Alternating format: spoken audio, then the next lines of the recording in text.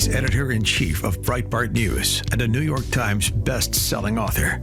And on this podcast, he brings deep research, prescient analysis, and world-class guests. He's Alex Marlow, and this is the Alex Marlow Show.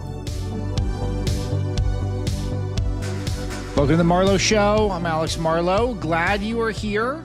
And we got a big show today. We'll talk a little bit about Texas. We'll talk about Israel.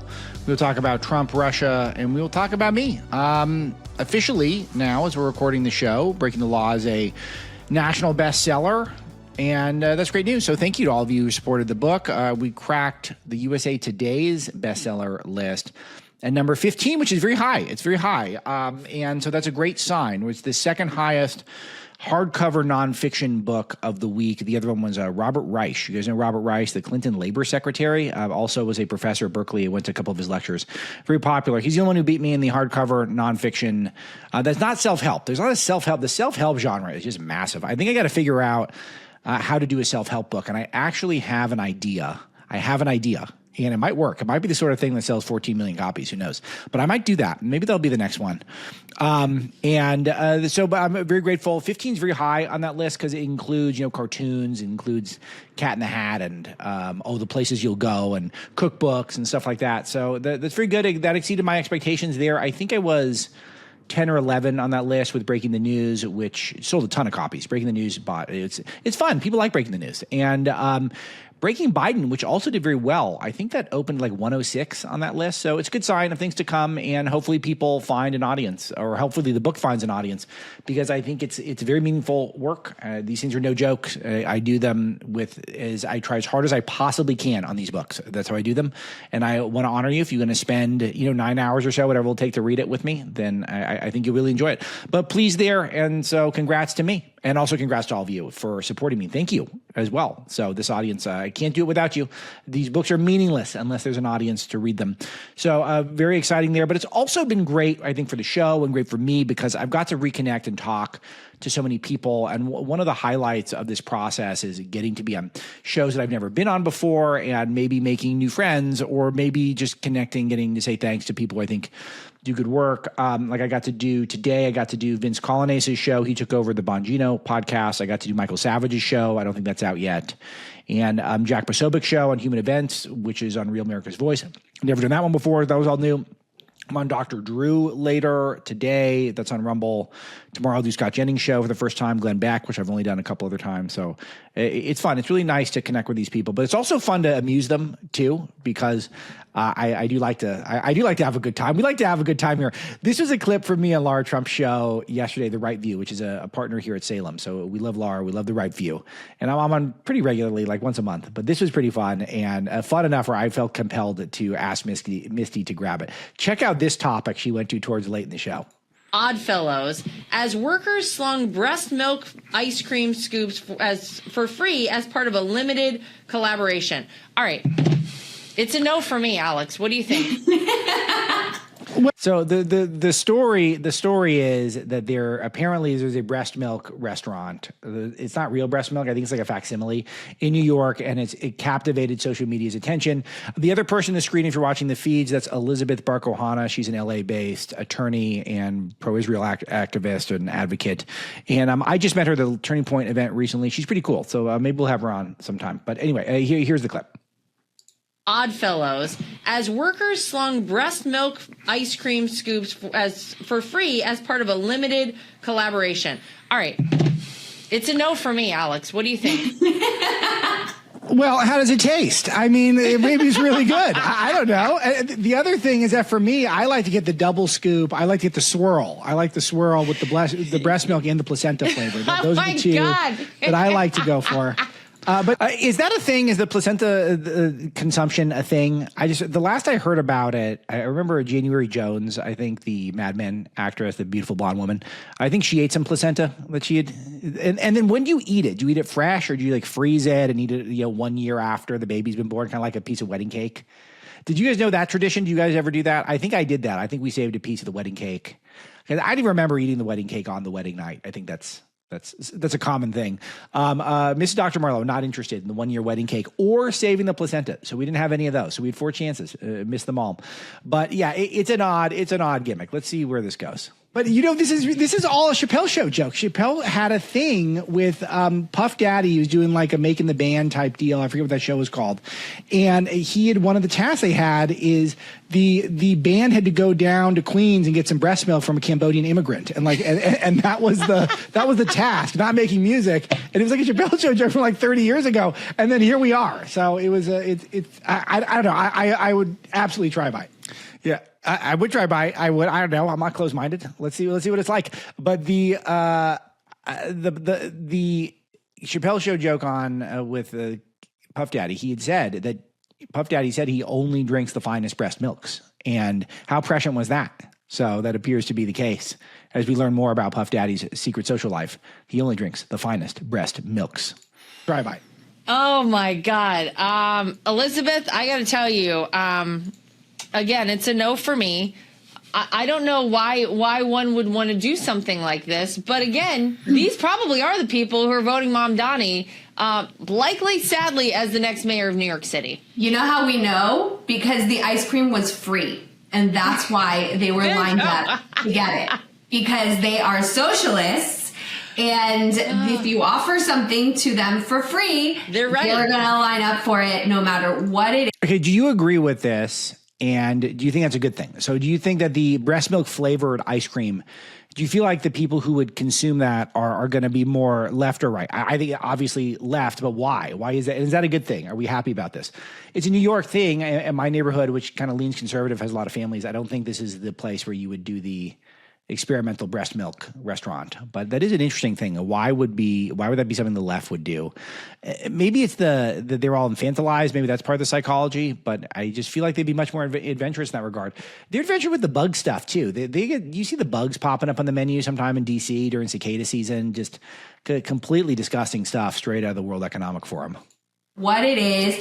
I nursed 4 kids. Like, that's a total of almost 4 years of my life. And I never tasted my breast milk, nor did I have any interest in trying it. So you have no idea what you're missing. So Elizabeth has no authority here whatsoever. I thought this too. So I nursed 2 kids. Never one time. Somebody asked me that. They were like, have you ever tasted it? And I was like, absolutely not. No. You shouldn't debate me. I'm just going to bring better arguments. Everyone knows this. So I got to start doing some more serious debates. Actually, something that matters, and not whether or not to try the experimental breast milk restaurant, because I will debate you on the table, guys. I can do it. Can I get my callers back? I'm talking about that. Oh, I'm going to host for Larry Elder next week at some point, and so we'll get some callers going. So that's I'm looking forward to that a lot. The show that got me into talk radio about 30 years ago or so, maybe not quite, maybe 25 years ago.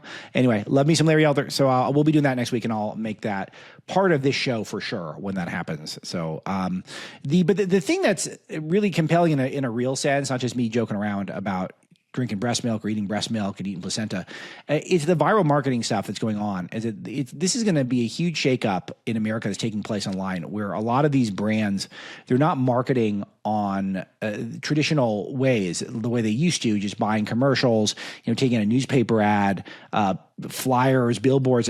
No, it's now all about viral marketing, trying to get people to talk about your stuff. And there's going to be this sort of regression towards whatever is guaranteed to get attention to make it feel like your marketing budget is worthwhile. So there's going to be all these brand activations that are just designed to attention seek and provoke.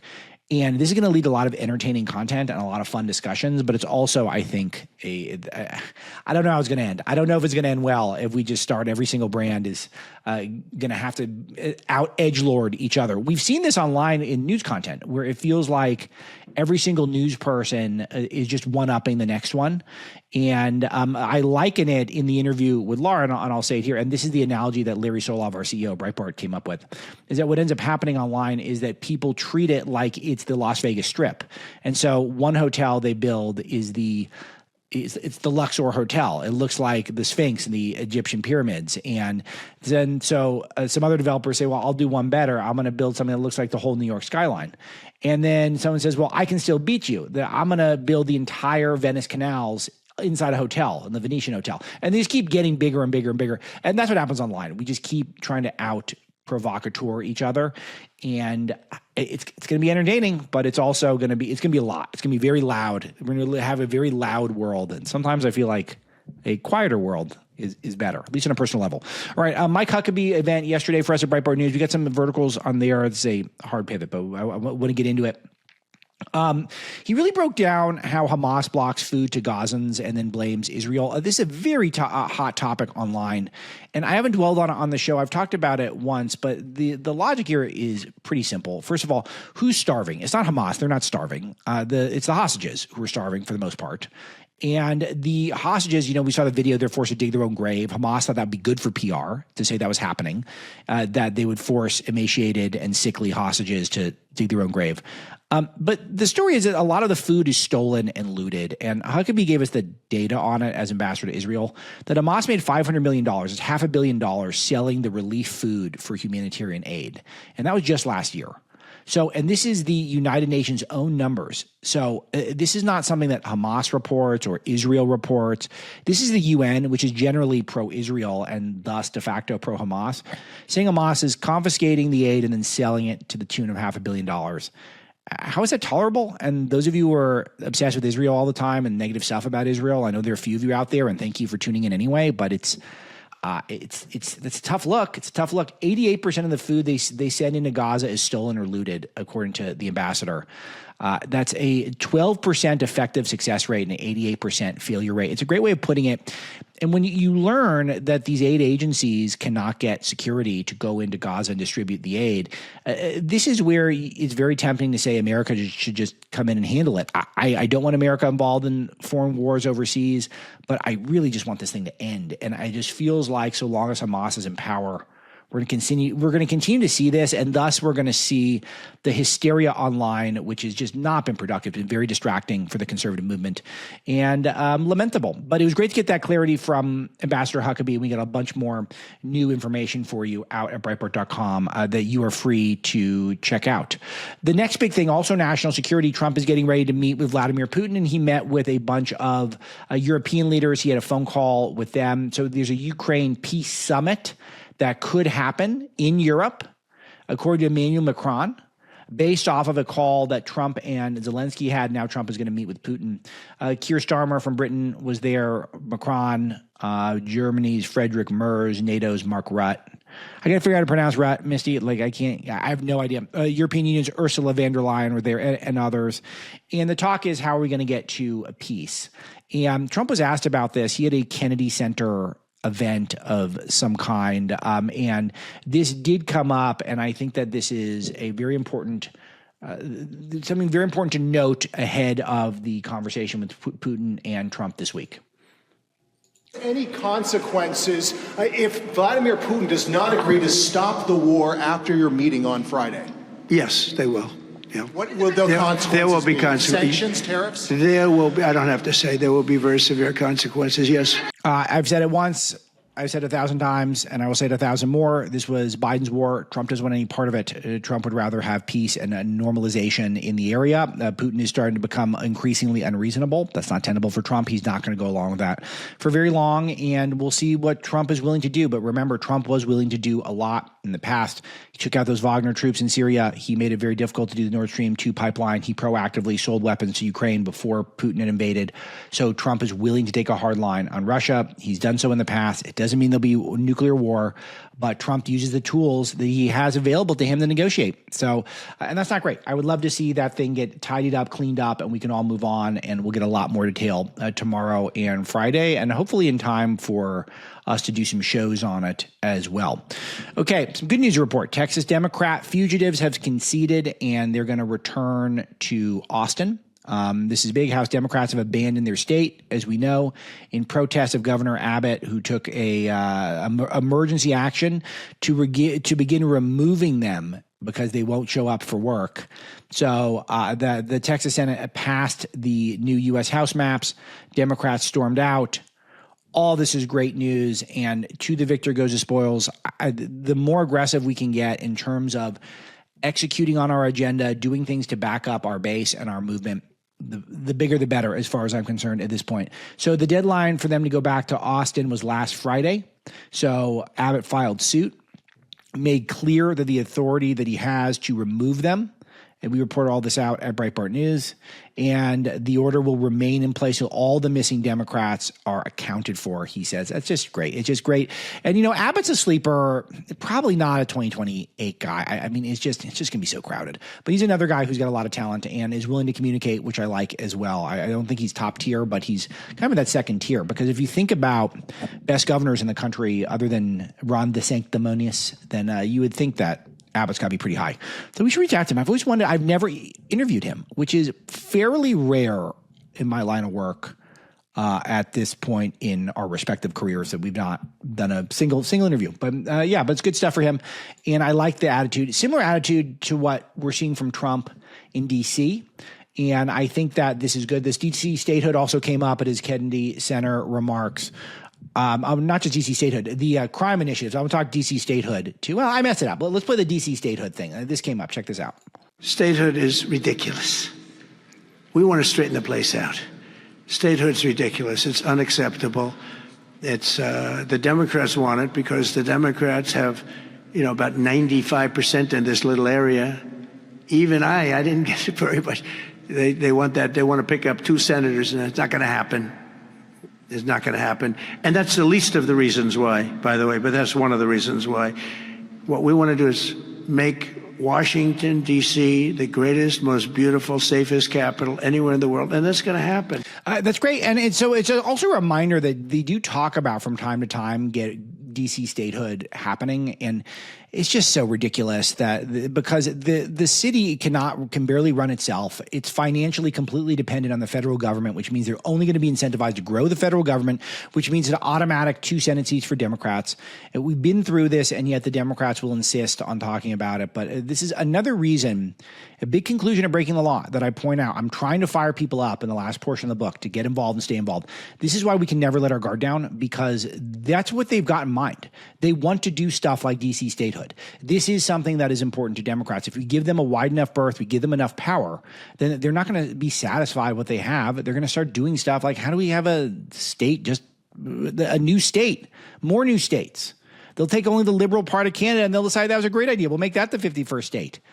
Puerto Rico. I mean, they won't stop. They want to keep adding senators. And so think about that if you're concerned, wishy-washy about any of the redistricting, stuff like that. You don't have to be. You really don't have to be. All right. So back on the crime issue. So this is why I think Trump changing the home rule stuff so that he can start trying to clean up D.C. We're already seeing evidence of a National Guard in the street trying to keep things safe. This came up. Let's hear the president talk about it.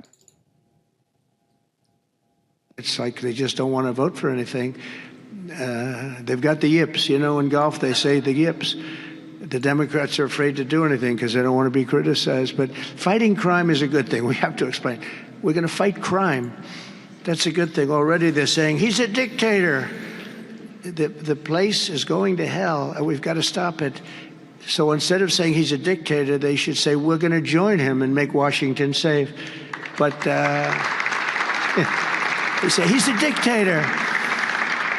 And then they end up getting mugged, and, but the stats are very bad. But I think we'll actually get Democrat support. I really believe they can't do this one too. It's, they talk about 80-20 issues. But I think many of those 80-20 issues, like men and women's sports, I think it's 97-3, not 80-20. And I think crime is maybe 100-0. So I think we may get very well some Democrat support. I kind of said this on yesterday's show, but they de facto made Democrats just the party of open borders, no law and order, pro-murderers, pro-Hamas. I mean, it's just like, that's who they're looking out for. The homeless, the illegal aliens, not your families, not the citizens, not the taxpayers. And that's how they operate. I had an interesting conversation with Dr. Michael Savage today on his show. I don't know when that's going to be out. I think it's a Newsmax deal, those of you who are Newsmax people. And we talked about this because he's sort of friends with Gavin Newsom, has been for a while. And Newsom on a personal level doesn't seem nearly as bad as he is in a governing level. And I don't care about who's nice or not. I care about who's effective. It's nice if you're nice. That's great. All else being equal, but that doesn't matter. He governs like a far left radical. But what's noteworthy is that he knows better than some of the stuff he does, but he's just beholden to his base. And his base wants lawlessness. His base wants open borders. His base wants ICE defunded. His base thinks ICE are terrorists. So long as that's the case, you're just going to get all sorts of just horrific policies. And then the Democrats are not going to be able to reel it back in. They're not going to be able to change gears. They're not good at that. Let's hear the rest of Trump's statement. It's like they just don't want to vote for anything. They've got the yips. You know, in golf, they say the yips. The Democrats are afraid to do anything because they don't want to be criticized. But fighting crime is a good thing. We have to explain. We're going to fight crime. That's a good thing. Already they're saying, he's a dictator. The place is going to hell, and we've got to stop it. So instead of saying he's a dictator, they should say, we're going to join him and make Washington safe. But they say, he's a dictator. And then they end up getting mugged, and, but the stats are very... Right. So we've got this clip of Congresswoman Ramirez. And I think that this is important to play. This is relevant. We played some of her yesterday talking about ICE. She hates ICE. But listen to this specific verbiage she chooses. You have called to abolish ICE. How do we achieve a future that's post-ICE? Mm-hmm. How do we achieve a future free of terrorism? By abolishing ICE. ICE is a terrorist organization. It needs to be defunded. It needs to be abolished. So it's a terrorist organization. It needs to be defunded. It needs to be abolished. What does ICE stand for? Immigration and Customs Enforcement. So I know there's lots of Orwellian names out there, but this is not one. This is literally what it does. That's what ICE does, is immigration and customs enforcement. And so they consider just enforcing your immigrations and customs, they consider that, the left, they consider that terrorism. So that's their perspective. That's their base voters. This gets cheers in the audience. And so how do you take someone who has a brain and has found themselves in the Democrat Party and has chipped up over the years and has advanced in their career, and now all of a sudden they're faced with maybe they could run for president. But in order to get to a primary, you've got to talk to these people who think that enforcing our immigrations and customs laws is terrorism. Deporting people here illegally is terrorism. Trying to get convicted criminals and rapists and gang members and fentanyl dealers off our streets is terrorism. A lot of legally alien crime at Breitbart News today. Ex-WNBA player's mom killed in Sanctuary, Illinois. We know that's a sanctuary state. By an illegal alien drunk driver. Sophie Brunner's mom, Darcy Connolly Brunner, killed Saturday, so just 4 days ago, when Rolando Eco Choke, 30 years old, a native of Guatemala, crossed over a double yellow line, ran headlong into Connolly Brunner's car, dead at the scene. It's upsetting. Republican State Representative John Cabello said, I hold J.B. Pritzker personally accountable. I hold the Democrats personally responsible. A life was taken by someone who shouldn't have been here. And I say this every time. I'll say it every time. Each one of these is inexcusable and unnecessary. We don't need to have one illegal alien crime. We can deport them all. The problem is when you start the slippery slope, is it okay to have some illegal aliens here? Then what if one of them commits a violent crime that kills someone? How do you explain to the American citizens that have been affected by this crime that was acceptable? You can't. You shouldn't be able to. You can in Illinois, I guess, probably in California. ICE arrests illegal alien convicted killers, child abusers, and rapists. John Binder's in a nice compilation. Some of the latest arrests, I'll give you some of them. Among the illegal aliens arrested by ICE recently, 69-year-old Gabriel Figueroa Gama of Mexico, 50-year-old Rodolfo Sagatume Avalos of Guatemala. They've been convicted of murder in Chicago and murder intention in New York, respectively. Both are sanctuary states. ICE arrested 24-year-old Francesco Perez Gonzalez of Guatemala. He had been convicted of sodomy by force. That's not a good one. In the sanctuary state of California. 42-year-old Juan Carlos Alberto Reyes of Honduras has been convicted of aggravated assault of a child in Harris County, Texas. This type of stuff where You know, I always think of my ideal audience member as Mrs. Dr. Marlowe, because she's a very bright person and relatively informed, but is also has a lot of stresses from work and from family and not a lot of extra time on her hands. These type of stories, it's so hard to read them to you, because I know that people like her, like you don't even want to hear this. It's so horrifying. All of these illegal alien violent criminals, why are they here? None of them should be here. It's dragging down my vibe. It's dragging down the show for no other reason. Can we just get to happy talk here? All right, I'll say something I'm happy about. American Beverage Association, you guys may have noticed, taking a rip off my Diet Coke right now. I want you to think for a minute about the drinks you grew up with that you still love today, the ones that you got to have at the barbecue or in the break room. We're talking about Coke, Dr. Pepper, Pepsi. I'm talking about Diet Coke, Diet Dr. Pepper, maybe a Diet Mountain Dew. That's a good one. These iconic brands are part of the American story and have been for over 100 years. And with everyone talking about American jobs lately, these companies behind these beverages, have been walking the walk the whole time. America's beverage companies are making American products with American workers in America's hometowns. They employ over 275,000 men and women in all 50 states. They're people who show up every day, do the work, and deliver for our economy and our communities.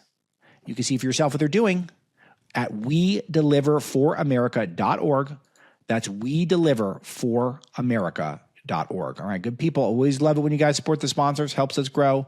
And these are good guys. I courted this one. This is what I wanted. I wanted to cut a deal with American Beverage Association. So that's a real endorsement. Okay, a couple other items in the news I want to bring to your attention. Jimmy Kimmel considering fleeing the USA because of Trump, and he says that he's gotten Italian citizenship. And I highlight this for the obvious reason that Italy's leader is not exactly anti-Trump. She's pretty MAGA, Giorgia Meloni. I have to say that of all the jobs that I would want, I'll confide in you, the audience, we the people. I think ambassador to Italy's got to be up there. Mrs. Dr. Marlowe speaks the language. I mean, it could be unbelievable. I think I want that. I think I want to do the Italian ambassador. You know, it's going to be a while because that's a really competitive one, and I got to compete with the donors. So I can't just get that by achieving and building a reputation. I think that's one that most presidents make you buy it. So I've got to get some money too. So guys, help me out. I got to make this podcast big so one day I can be the ambassador to Italy. But I got a nice invitation to go to something in a week or two at the Italian embassy. And I would like to go because I want to ask for an interview with Giorgia Meloni. I want to go to Italy. Love to do it there. We could do it here though. But I think it's really she's a fantastic leader. And if Jimmy Kimmel goes there, it just shows you that all Jimmy Kimmel wants to do is eat. And he's kind of a thin guy. He's a fat man, a thin guy's body, because he has to be on TV, which I give him credit for that. That's hard work. But he just wants to eat, and I think that's what he's thinking of doing, is if things keep getting bad with Trump, then he's going to go eat in Italy, even if there's another MAGA-like leader of that country. John Nolte's got a piece on rich white elitist John Oliver cosplaying as a potential deportation victim. This is another thing that we're starting to see with Democrats, is they're just acting like Trump wants to deport all of them. But he doesn't want to deport the people who are doing the hysterical anti-Trump content anymore that is not having an effect other than giving us content for our shows and conservative media, which is thriving. So conservative alternative media is at the centerpiece of the news and culture ecosystem. And these late night hosts are dying. And now all of a sudden they're like, oh, well, Trump's going to deport me. It's just, no, it's you have such a high opinion of yourself. It's such a self-aggrandizing endeavor to say stuff like this. It's funny because I've been around a lot of famous people, and they deal with fame differently. And it's always refreshing when you feel like people are just think of themselves as normal. And it's always somewhat jarring when you see someone who is a comedian or someone who's a big deal, but not that big of a deal, who just thinks that the president's probably thinking about me right now. He's probably thinking about how to kick me out of the country. It's an absurdity if he's obeyed the laws, but if he's an illegal alien somehow, if he's done something that gives Trump any sort of imperative to deport him, then hey, I'd love to see it. I mean, that'd be fun just for the news content. But he is really a rabid anti-Trumper, and I just don't see, though, why he would think of himself in this way. Let's see what Nolte writes about. Multimillionaire elitist John Oliver, host of HBO's Basement, raided last week tonight, now posing with potential deportation. What is it about the richest, freest, most privileged leftists on the planet who always seem to feel the need to pose as as the oppressed rather than expressing gratitude for their bounty of riches. It's so beautiful. Noldie, my real life godfather, this guy can write. In the case of John Oliver, he didn't even earn those riches. No one watches his show, but HBO still pays him millions because he's a good dog who never fails to push the approved propaganda. Simply put, John Oliver benefits from a corporatist form of affirmative action, which has made him rich and famous, yet still, from his ivory tower, he wraps himself in the cloth of the oppressed. This is exactly what's going on. All right, last one that I caught for you today. Only 12% of Americans find the Sydney Sweeney American Eagle ad offensive. I kind of want to know who those 12% are. This is sort of Larry Elder's the Elvis test or whatever he calls it. He's got a branding for it. But how there's 12% of people who think that that Elvis is alive, and there's another fraction of a percent that think that if you write Elvis a letter, then he will read it. So Leary's always talked about this as sort of the baseline of people you just can't reach. But who would find an ad of a beautiful woman in jeans offensive? It's just people who are extremely online on the left, right? People hanging out on the Blue Sky platform or on TikTok. But that is wild. But overall, the people, we want rationality. We want normalcy. People want common sense. And everyone thinks they got common sense, but it's not common sense to announce that you put a sexy woman in your ads just to call her a Nazi when every other sexy woman, all the other ads don't look like her, that she's the exception. And you put her in, it's a unique thing you're doing. It stands out because she's a blonde, blue-eyed, big-breasted woman. It's just good marketing, which we were talking about earlier. So the thought that anyone would find this offensive is just amazing. There's just 12% of complete nutcases in the country. All right, that'll do it for now. I do want to tell you about my friends at Crockett Coffee. It's a great tasting coffee. You guys know this. It's hard to do, and I take my coffee very seriously. It got me through this last week of round the clock media. And when I was introduced to Crockett Coffee, I knew this was a great partnership. Roasted to perfection in small batches. Experts who love the great taste of coffee are behind it. My friends Clay Travis and Buck Sexton are very kind about the book as well. So they're great broadcasters. They make a great cup of coffee. K-Cups, light roast, mild roast, decaf, mushroom organic blend, which I've got to ask for. I've got to try that. But if you go to crockettcoffee.com, promo code Alex gets you 20% off. That's Crockett Coffee is in Davy Crockett.com, promo code Alex. And it's got my recommendation. That's the ad. All right, that's today's show. Thanks to Misty. Thanks to all of you for picking up a copy of Breaking the Law and an extra one for a friend and family member. 5-star reviews, subscribing. And if you're new, welcome. We do bigger and better things in this show. It's going to be an amazing rest of the year. And thanks for all the support. Talk to you tomorrow.